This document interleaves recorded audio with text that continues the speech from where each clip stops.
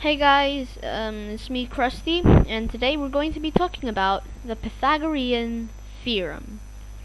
So basically the Pythagorean theorem is something that is lots of fun, but will help you a lot in maths. It's basically very helpful for geometry, and it's when there is a right triangle.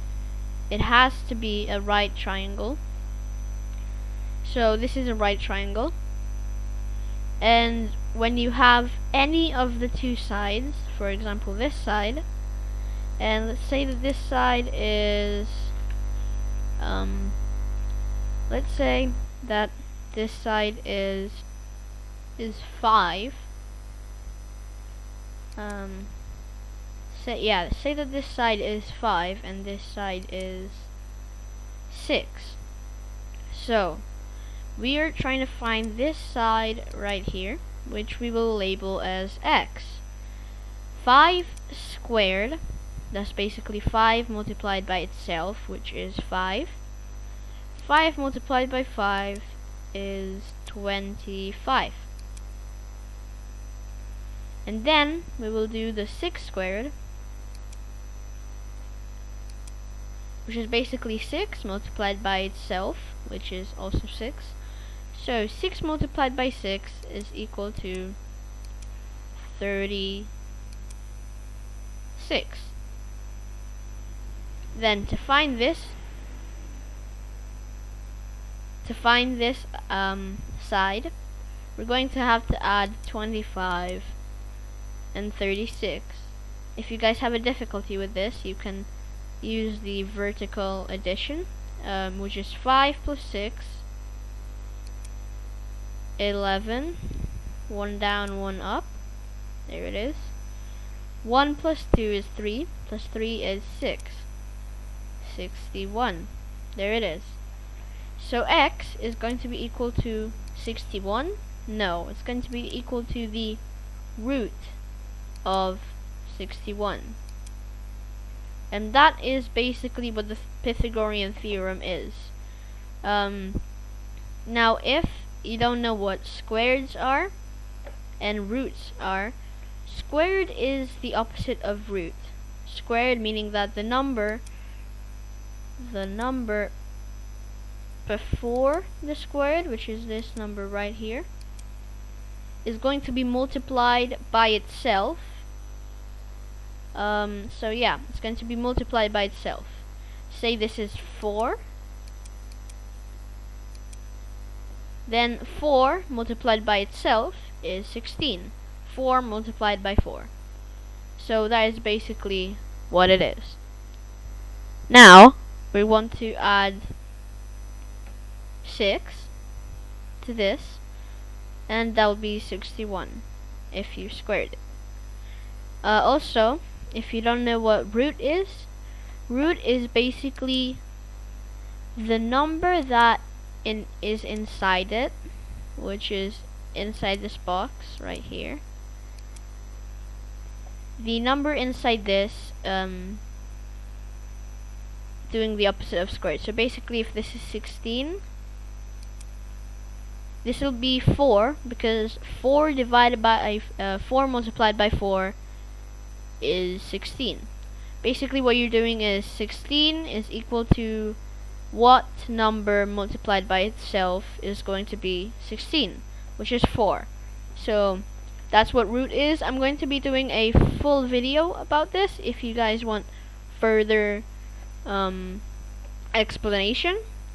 So let's move on. Let's do some examples with this. 1 second. Okay, so once we have our triangle, say that this is 3. This is really easy to help you find any side, not just the hypotenuse. By the way, the hypotenuse is the angle opposite the hypotenuse is the side opposite the right angle. So basically that's what it is. So say that I'll I'll just make a random expression right here. Okay, so we're looking for x right here, and let's do it. Okay, so while we know that 5, any number here squared, plus this, any number here squared, is equal to this squared. Basically meaning that a squared, that is a, wait, let me just fix that out. A squared plus b squared is equal to c squared. C is the hypotenuse. We'll label that as HIP for hypotenuse. B is any of these legs, and A is the other leg of the triangle. So if we know everything about the equation and so on, let's say that the first leg is 5. 5 squared plus x squared is going to be equal to 25 squared. So 5 squared is 25 plus x squared, which is going to be equal to 25 squared is 125, basically meaning 25 multiplied by 25, which is 125. There it is. This is this angle right here. So if 25 plus x squared is equal to 125, what x is? Now we know that 25 plus x squared must be equal to 125. So x squared must be 100, right? Because if 100 plus 25, what is that equal to? That is equal to 125. So 100 plus 25 is going to be equal to 125. So x squared is 100. That is verified. So should we write here 100? No, this is a squared right here. So how will we find x alone? Well, we learned just a few minutes ago that squared is the opposite of root, square root. So if square root is the opposite of squared, that means that we have to do root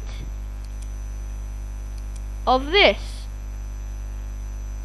But to keep it equal, root of x squared won't be equal to 100. It doesn't make sense because we added root here. We must do the exact same to the other part of the equation to make it equal. So we will add another root right here. Now root of 100 is 10 because 10 multiplied by 10 is 100. So x is equal to 10. Thank you guys so much for watching. If you guys need some more help, comment down in the description below. In the comment section. More videos are gonna be in the description, and make sure you guys subscribe for more videos, and I'll see you guys on the next one. Goodbye.